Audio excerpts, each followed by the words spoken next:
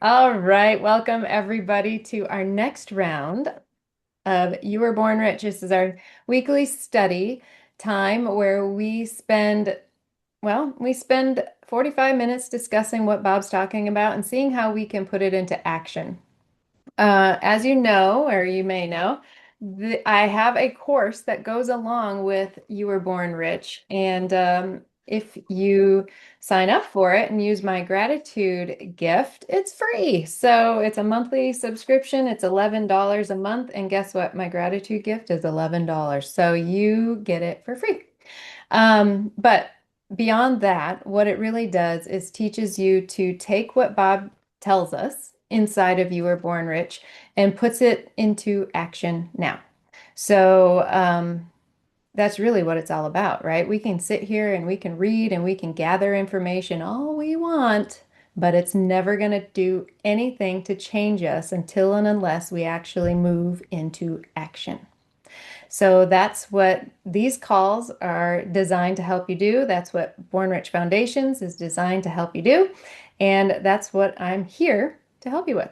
So you can bring your questions for the chapter. You can bring questions on any chapter that you're studying because Foundations is a self-paced course. So you can go into the member portal and do it at your own pace, and you can ask questions on a different chapter if you want to, because it's all going to help everybody. I'm going to share my screen and we're going to go around the room and say the mastermind principles. So, Ryan, you want to start us off? I would love to. Thank you. Mastermind principles. I begin every mastermind meeting by reading these mastermind principles. I release.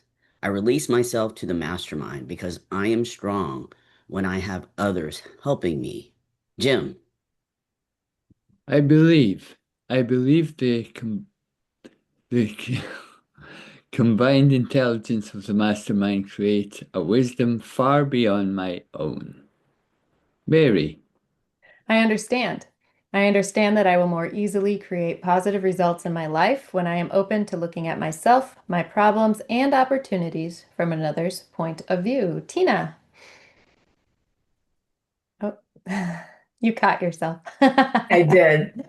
I decide to release my desire totally and trust to the mastermind, and I am open to accepting new possibilities. Sophie. I forgive. I forgive myself for mistakes I have made. I also forgive others who have hurt me in the past so I can move into the future with a clean slate. Pat. I forgive. I forgive myself for mistakes I Oh, have made. Round I ask. Oh, I'm sorry. That's I okay. have. We forgive you. I ask the master to hear what really I really want, my goals, my dreams, and my desires, and I hear my mastermind partners supporting me in my fulfillment. Sarah. I accept. I know, relax, and accept, believing that the working power of the mastermind will respond to my every need. I am grateful knowing this is so. Donna. Dedication and covenant. I now have a covenant in which it is agreed that the mastermind shall supply me with an abundance of all things necessary to live a success-filled and happy life. I dedicate myself to be of maximum service to God and my fellow human beings, to live in a manner that will set the highest example for others to follow, and to remain an open channel of God's will.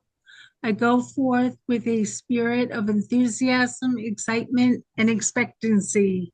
Fabulous. Thank you, everybody. Welcome back to chapter 1. Me and money. So, in this chapter, Bob really uncovers what we've been really secretly been thinking about money because it shows up in our results, and results don't lie. So many of us, I hear all the time, well, I am a really positive person, or I do want the money. I don't know where all this debt is coming from, right? But the fact of the matter is our results don't lie, meaning that we're attracting it. And whether we're conscious of it or not. And that's the kicker. If we're not conscious of our paradigms, then it's attracting on on autopilot. And we're going to keep getting what we've gotten until and unless we change that programming. So what are some typical programs around money that most of us have grown up with? We can just shout them out. Just say them. Money doesn't grow on trees. Boom, that's a big one. What is that supposed to tell us? What does that tell us? So we talk about these, but what does it mean to you, Jim? It's not easy to get. Uh-huh. Yeah. It's not as prolific as a leaf, right? A leaf on a tree. What's another one? If you want money, you got to work hard for it. Hard work. Yep, I grew up with that one. Save your money for a rainy day. Ooh, yep, rainy day, because the rainy day's coming then, right? That's why. Winter's coming. It came here in Austin. Yeah. Well, and isn't it interesting when people go, "Oh, thank God I saved that money for the rainy day because it showed up." Well, guess what? You were expecting it to. Yes. And so there you go. That's why. What's another one?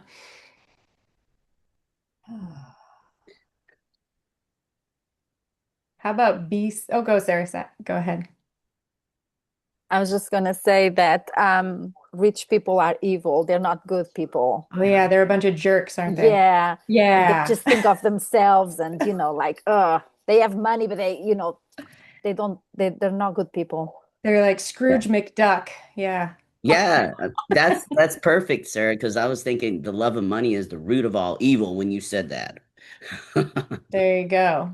Yeah, money doesn't buy happiness. Ah, yeah. Money doesn't buy happiness. You're right. I don't know who that is, but oh, it's Dorothy. That's who it is. Hi, Dorothy. Okay, how about be satisfied with what you've got? Yeah. Shouldn't you be satisfied with everything? I put a roof over your head and you should be satisfied with what you have. There's poor kids in China that don't have anything to eat. Uh-huh. Oh, how many times have we heard that one? Yeah, I know. Yep. You think I'm made of money? Ah, you think I made of money, huh? Yeah. Yep, that's a good one. I know. Those shoes cost way too much. I am not buying those for you. You can spend your own money on that. Right? How many of us have said that? I have. Yep. I remember my daughter was a teenager and she wanted a certain brand of jeans. And I said, I will go to this amount. If you want those jeans, you pay up beyond that. This is my limit. Yep. It wasn't that bad when she was going to have to pay for them.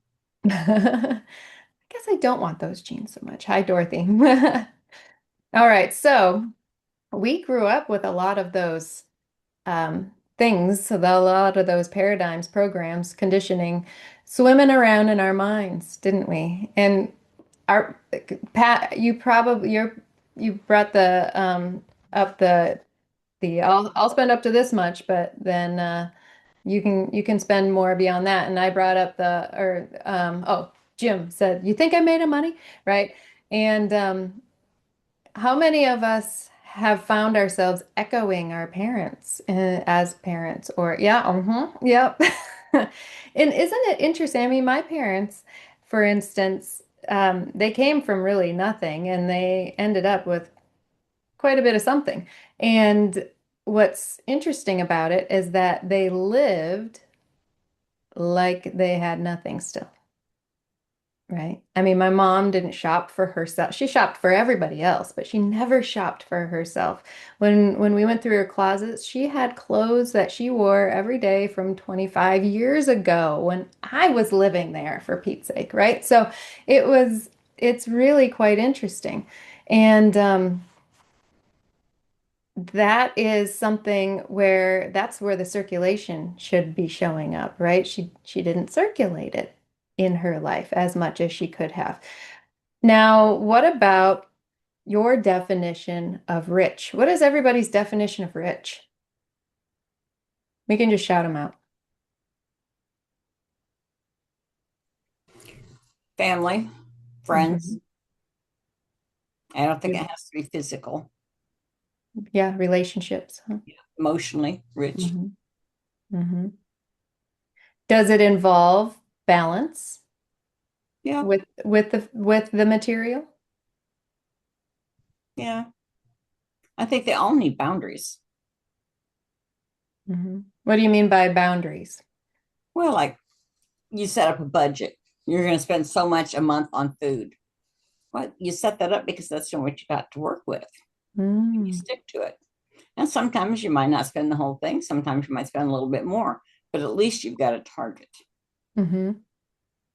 What about, do you think that this is just a discussion question? I don't know the answer to it in everybody's, minds, but do you all think that when we focus on setting up a budget in the sense that this is all I have to work with, is that limiting?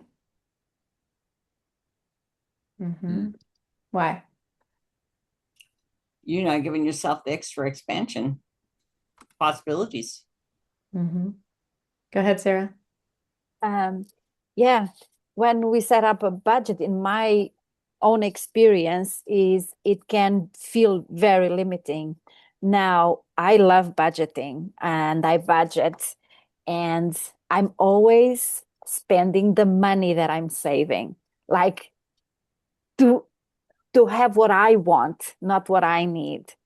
And so when I changed that, it became a lot easier, and I did not stress about budgeting and feeling that I couldn't buy those shoes because, I didn't have the money that month. But the money I was saving is for that cruise or for that vacation or for something that is really, or sometimes it's just to, give have a big lunch with the family because that's very important to me. And so when I flipped it, it absolutely changed. And my mindset, I began, it opened, honestly.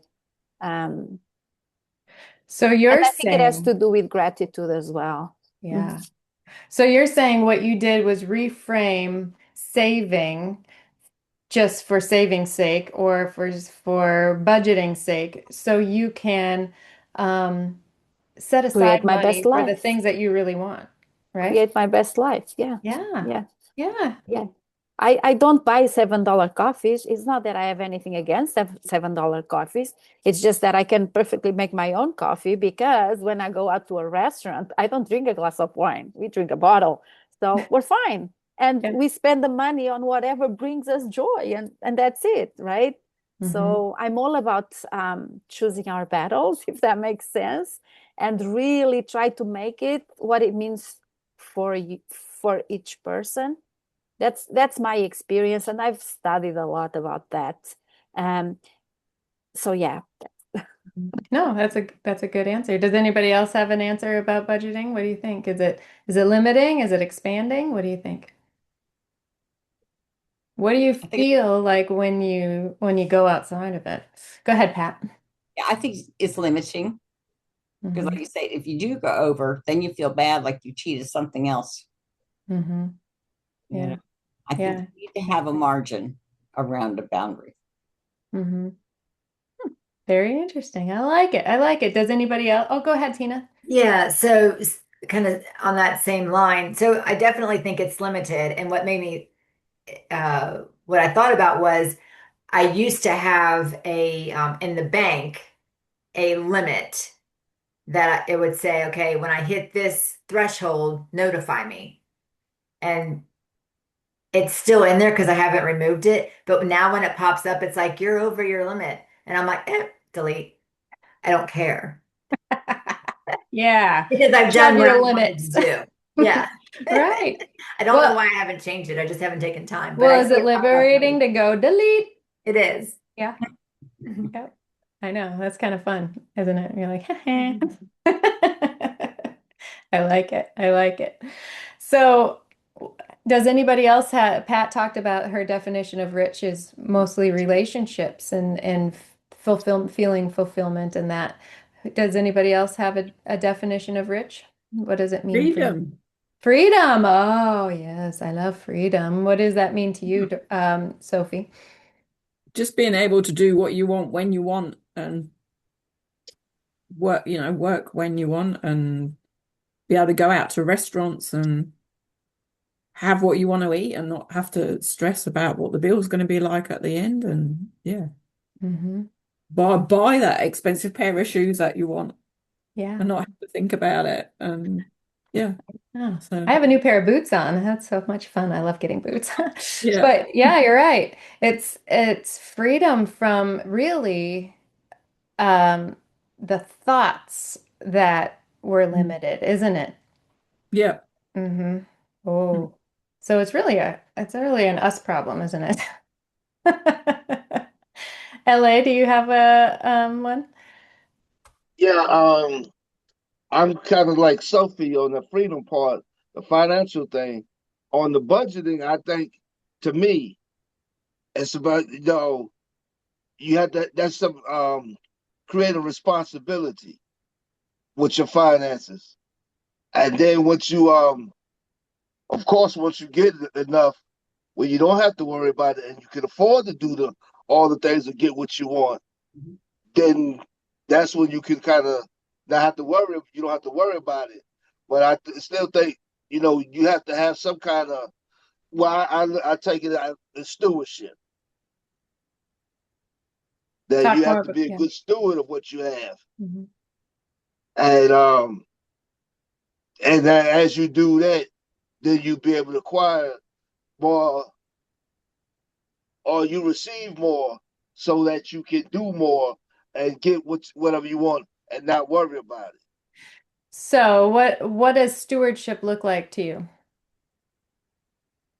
Well, to me, is paying your bills on time, taking care of your whatever expenses you need, having money for emergencies. Um, and then when you want whatever you want to do, you you do it, but you don't kind of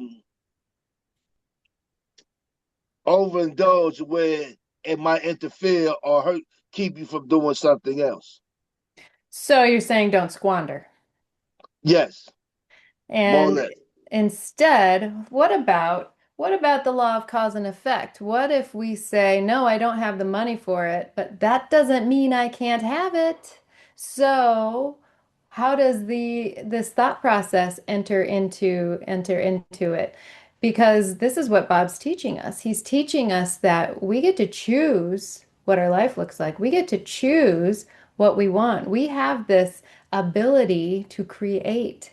So what he's saying is that yes, we can be a good steward of our money and allow it to flow and take care of our responsibilities, but also don't use it as a limiting fence or a limiting pigeonhole and that stops us from doing the things or committing to the things that we truly want, because the law of cause and effect says the money's not going to come in until you have a place for it when it shows up, right? So if we don't have somewhere where it's going to go, there's no reason it's going to come in.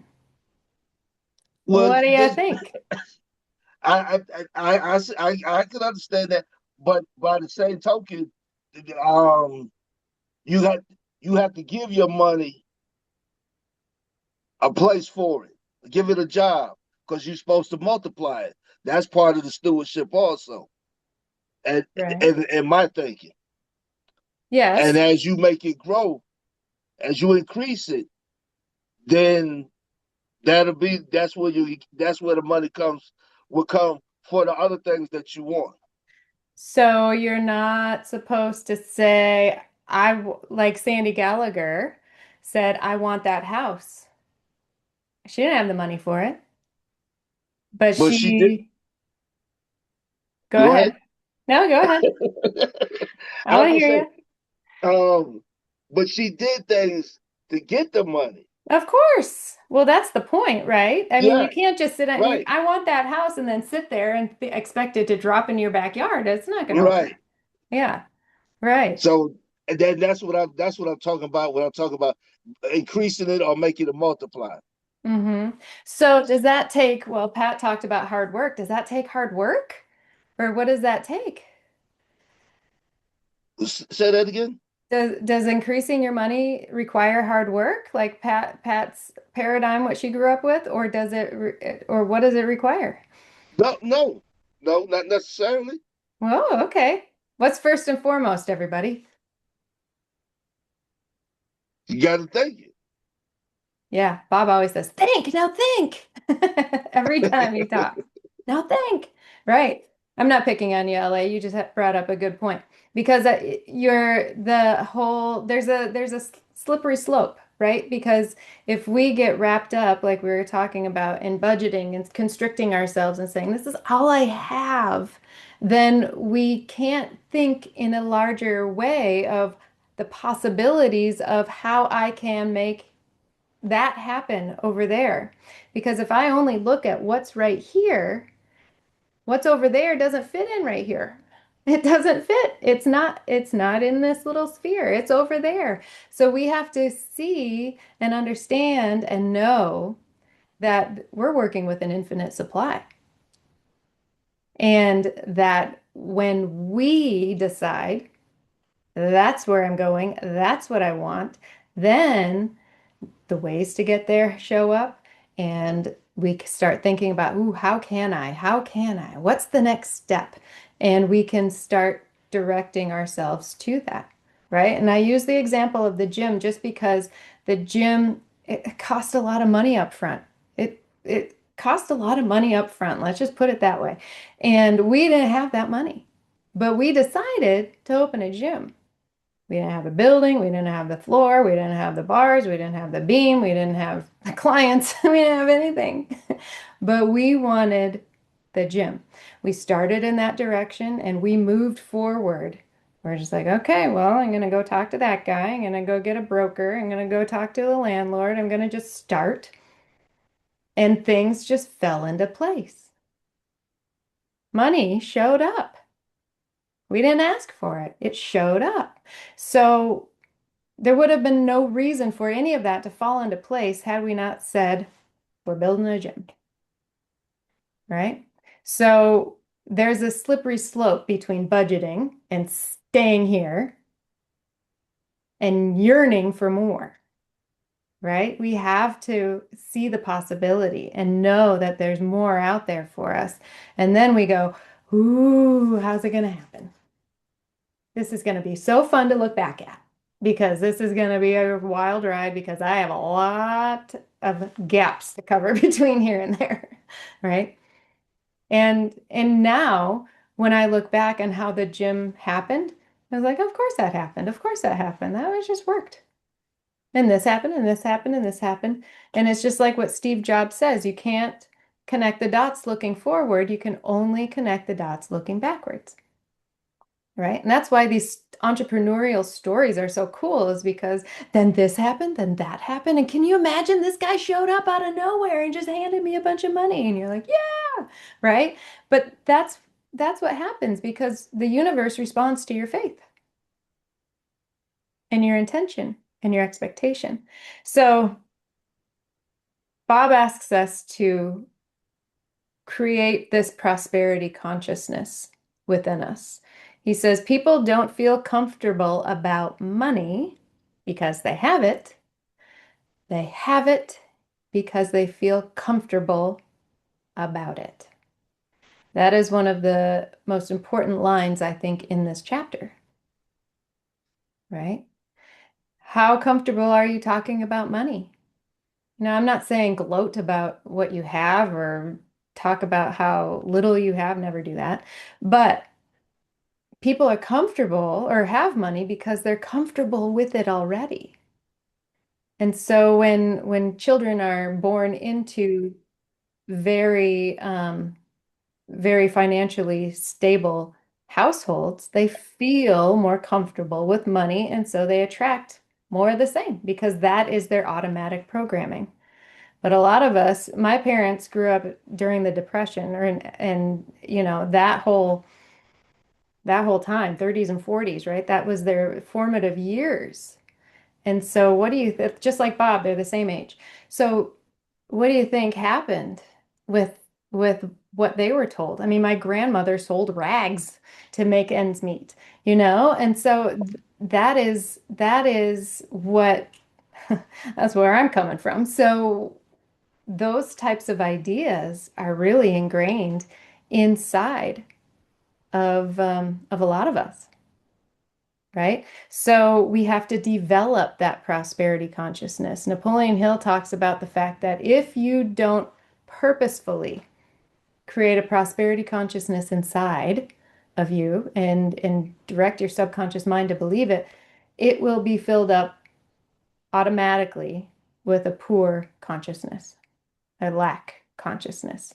So how can we develop this prosperity consciousness? What do we do? What have you been doing to enhance your prosperity consciousness? Anybody? Hi, Sarah. Hi, Larry.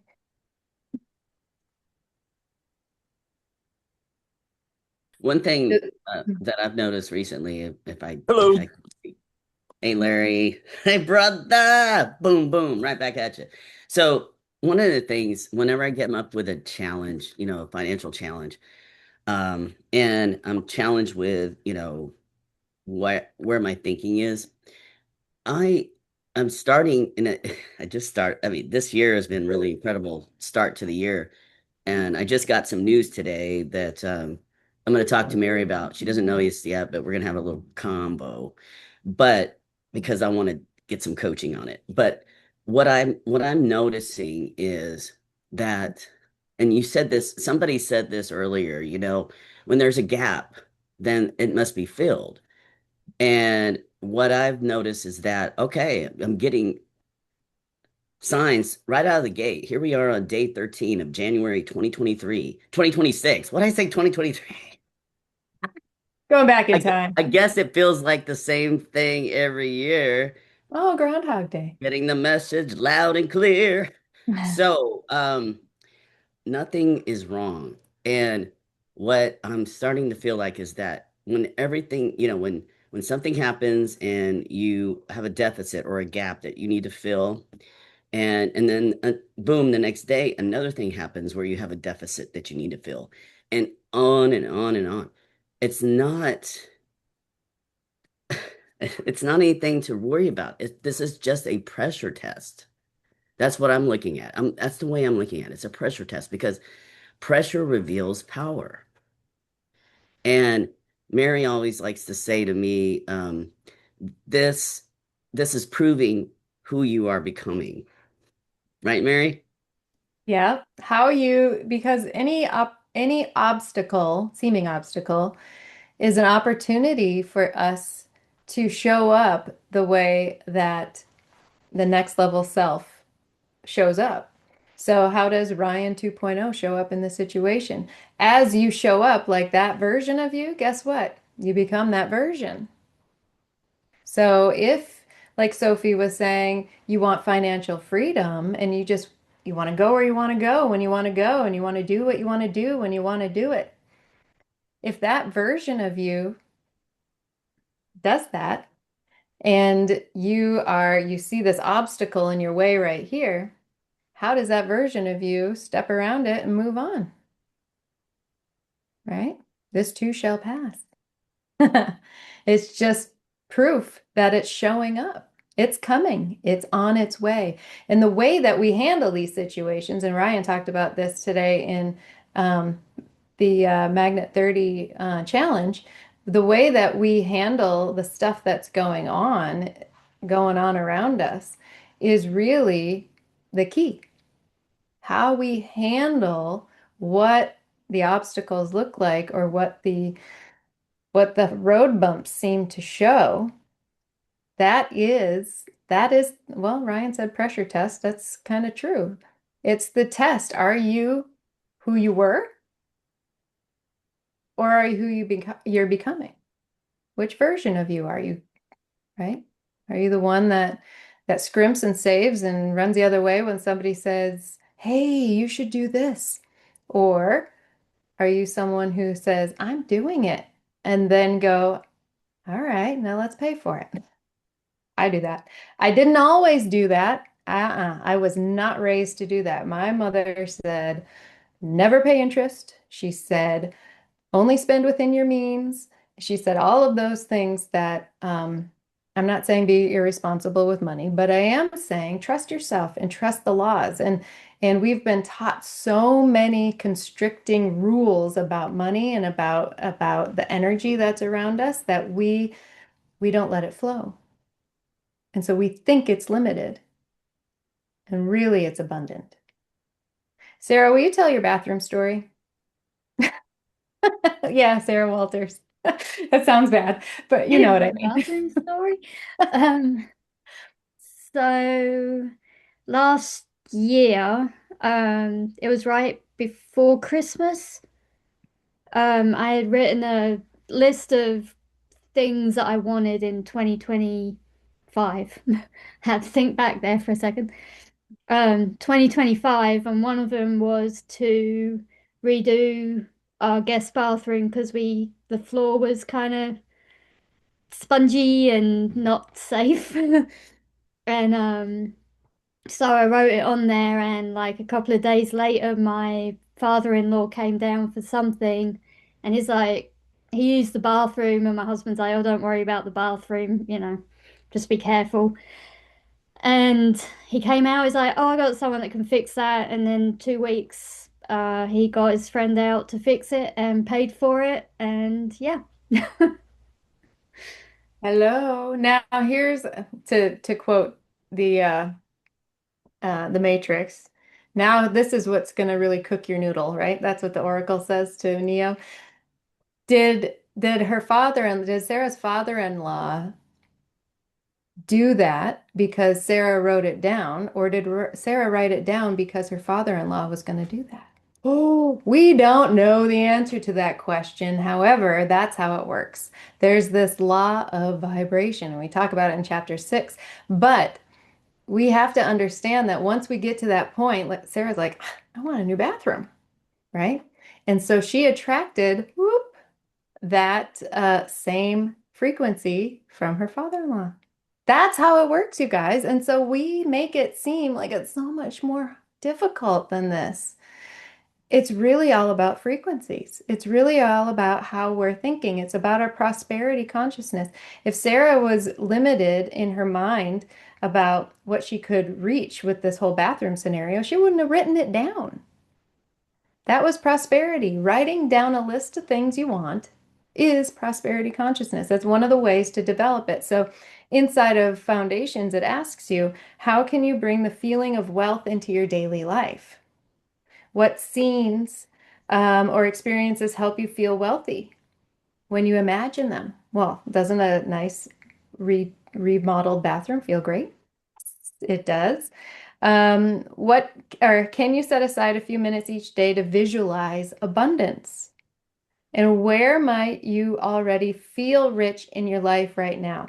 Now, this is a key because feeling wealthy feels wealthy, whether you've got $10 or whether you got $10 million. If you feel wealthy, it's the same feeling. The money doesn't matter. It's the feeling that matters. So, just like success, right? When you were a little kid and you learned how to tie your shoes, you're like, yes.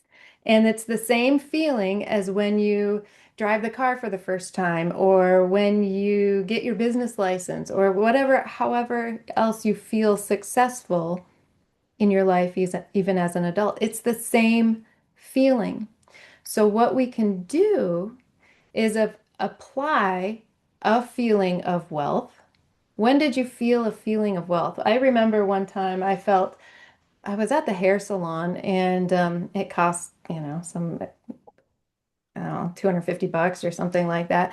And when I paid for it, I was just like, thank you for this ability to pay for this, right? And I felt wealthy because that's what it felt like. Ah, I can pay for this, right? And it just feels good to be able to do that and give her a nice tip, whatever, that feeling. And just when you look back in your life and remember a feeling like that. And it doesn't have to be $250. It could be $25. It doesn't matter what it is. But when did you really feel wealthy? Maybe it was when you gave something away or you gave somebody something that they could really use. It could be anything. So find that in your memory bank and bring that feeling up as often as you can and say, I am wealthy. That's when you recite your affirmations, and that's when you picture all the wealth that you have, right? It might not seem like my my vision for my horses, like I'm standing in my back patio looking out at my lush green pastures with my four horses, blah blah blah blah blah. It might not sound like that has anything to do with much money, but in my mind, that is wealth, right? It's just, it's here, it's now. And that means my business is exactly where it needs to be. That's where it means my relationships are exactly where they need to be. It's that means that it's solid. And I can bring that feeling of wealth that I had in the beauty salon into that picture. Does that make sense? Does anybody have any questions about that? No? Okay. I couldn't tell if Sophie was trying to unmute or not. This room is I think gonna. Sarah a little bit ago Sarah Walters wanted to say something, but if she Oh, doesn't I'm sorry. Go ahead, Sarah. she Yeah, you said can. no, it's over. I kind of forgot what it was. Oh, The I was going moment has to say passed. a little bit, but I was going to say it was the same thing with my car too. Like I wrote it down and got my car, my dream car, which was Mhm. also on that list of things I wanted in 2025. How many things did you achieve in 2025 that you put on that list? Quite a few actually, and some of them were like small, silly things, like a new pair of jeans, a new pair of slippers, new pair of, you know, but yeah, Girl needs her jeans, let me just say. I know. This year it was sweatpants and I got two pairs, so woohoo. Rolling in it. See, I love it. I love it. So Bob also talks about fear not, right? He talks about Job in this chapter. Behold, the thing I fear has come upon me. So if in one hand we go, I am prosperity, I'm prosperous, I succeed, I have all this wealth, and the other hand goes, it's never going to happen. How is that going to happen? I don't think it's going to happen. Why me? I don't think I deserve that. Well, all those other things that we tell ourselves. It completely negates all this, I am prosperous over here. So don't do that to yourself. Your mind is a center of divine operation. Treat it as such. Treat it like it creates this world around you because it does. Your mind creates your reality. Bob said something really important one time, and I think it was to a consultant, and the consultant was asking him a question, and he was like, I'm just kind of worried that, and Bob goes, stop. And he's like, what? And he goes, why would you want the universe to work on worry? And he's like, "Moot." And everybody else went, oh, oh crap, right? Because if we say those things out loud, we're breathing life into them. We are giving them our attention. If we would just say, oh, I am so worried that I'm going to be a millionaire. Why don't we just start saying, if you want to be worried about something, be worried about that.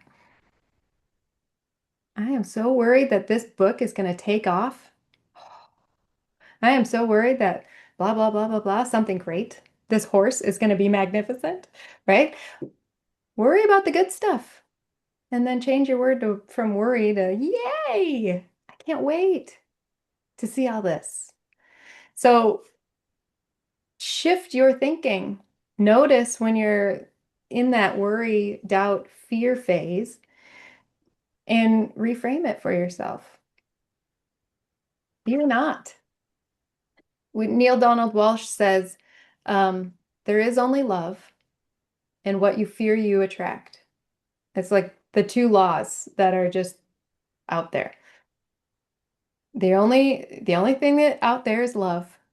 Love is all there is, right? And you attract what you fear.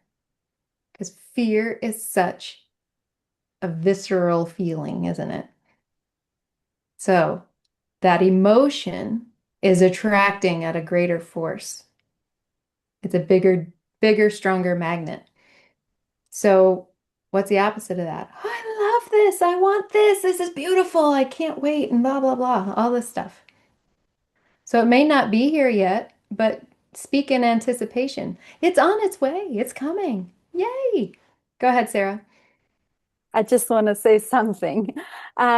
When I was on my debt-free journey, I used to think a lot like, oh, I will never be that again.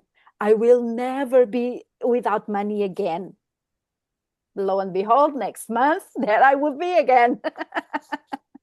And so I really, and it was just, I kept doing it. And sometimes I still think about it. And when I think about it, my thoughts automatically go there where every time I check my bank account, do I have money there? Or should I spend money on that? I never want to go back. And then no, what the heck? We're not going there. Forget it. Don't look back. But it's a real thing. It's really hard to get out of that, that it just creeps into, at least into my head, it does, into my mind. And it's really, really hard to get rid of that. Well, it has been, it's not going to be now, right? Because I just put it out there. Just go with that. Well, it takes diligence, doesn't it? Yeah. You have to go, oh, I'm going there. No, I'm not. I'm not picking up what you're putting down. No, no, no. I don't buy that. Get And out just of there. get out of here. What? Right. No. No, no, no. And that's one thing that you can start doing, you guys, is talking to your paradigm and saying, get out of here. I don't think like that anymore. I think like this, right? And just start kicking it to the curb. Take control of it. And this is really what it's all about, is taking control of our thinking. It's really what it's all about. Noticing that that is creeping in, like Sarah said, and going, no, no, no, no, no. Done with that. That was the old me. The Sarah 2.0 is millionaire like Sophie. Right, Sophie? Yeah. Feels good, huh? All right. Okay. Well, I want to finish on repetition is the mother of all learning. Bob is going to tell us to repeat and reread and rewrite and reimagine and just keep going. What is Ryan sipping? Are I'm you sipping sipping, Kool-Aid? like Bob says, sip and savor this. Oh, yeah. Savor it. Really, you know how when you drink something really good that you love and you're like, that's how you want to treat this. All right. Just like that.